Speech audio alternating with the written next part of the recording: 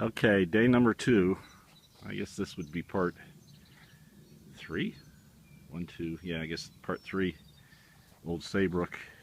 No, part 4, because I did shoot 2 little videos yesterday. Anyway, I'm back down here, day number 2. First day I did the demolition on the bathroom model and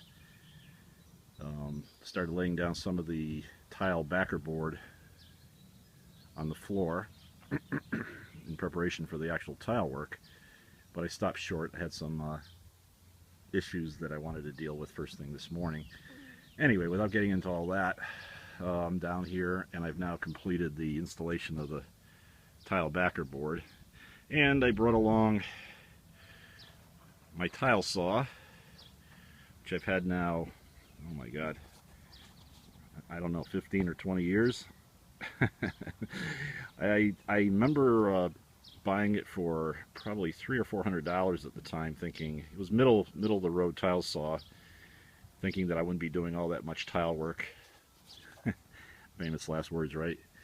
And thinking that if I wanted to get even a bigger model, and I guess my mindset at the time was a more professional model, that I'd have to spend an extra $600, which is ironically about what they cost nowadays. You know, $1,100, something you can get a pretty decent big jobber that will handle all kinds of different things that this probably can't do.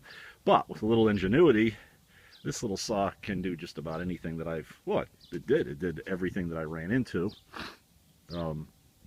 including 14 by 14 size floor tile, and God knows how many bathroom models I've done, or kitchen remodels in the meantime, in this 15 or 20 years since I gave up on hiring out my tile setting to guys that never showed up or showed up late, or you know the story. Anyway, I set it up. I haven't put water in it yet. In fact, had a good thought last night. The water's been shut off in the house, and I'm not even sure where the main is. It's probably underneath that deck or underneath that area of the porch somewhere, and I just really don't feel like crawling under there. So you need water for a wet saw, right?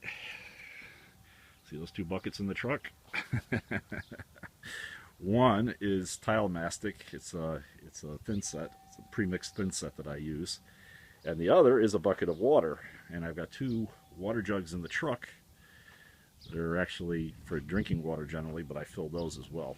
Anyway, without further ado, I've been working for the last couple, 3 hours finishing everything up in here. And I did install the backer board and a new toilet flange. Got everything screwed down. You see there's a lot of screws in there. I think you can pick it up on the video. It's really important to put the backer board screws in. They say every 6 to 8 inches in the middle. And along the sides 4 inches. I don't know, 4 inches along the side. It's pretty rigid stuff, this backer board, so I probably go 4 inches in some areas and 6 inches in another. And I walk on it to make sure it's not all spongy and all that. If it is, I add more screws. In Durarock, which is another kind of backer board, I'll actually apply a thin set underneath it. This is very rigid. I don't even think they call for it. I've yet to see where they called for it, but it saves me a step. If there was any doubt, any question, I would definitely put thin set underneath it too before I screwed it down. So maybe I'm doing it all wrong, but I've never had a call back. There's the tile I'll be using. There's a sand. That's one of them. It's like a 12 by 12. You would say this bathroom is less than, it's about 4 by 7. Should take me an hour to do it, right? All the headache's going to be in that corner. Well, 99% of the headache, cutting around all those pipes and getting it to look decent. You can see there are areas like that where the wire is there in the corner where I just cut the backer board out just to provide clearance for that. I don't get too fussy in those areas with the backer board because the tile I'll make it fit really tight, and it's not something you walk on unless you manage to be able to walk underneath a sink somehow. So it's not going to ever bear any weight, and I'll add some thin set in that area just to fill in the void. Better than trying to notch everything perfectly and get to fit into place. It was a bear, believe me, just to get all the stuff to fit into place properly. So anyway, yeah, you got more in this corner. This is all going to be underneath or in back of the hot water heater once I reinstall it. but I'll still make the tile fit pretty close.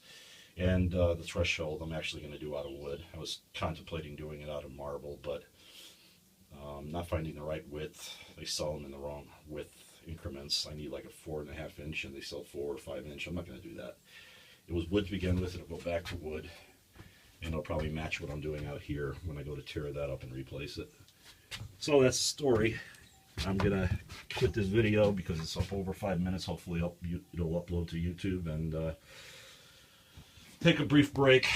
My chocolate bar that I managed to bring along today, that's going to be my lunch. And then I got to get to setting tile. The weather's beautiful down here right now, but there is rain in the forecast, so I don't want to tempt fate or Mother Nature. Adios for now.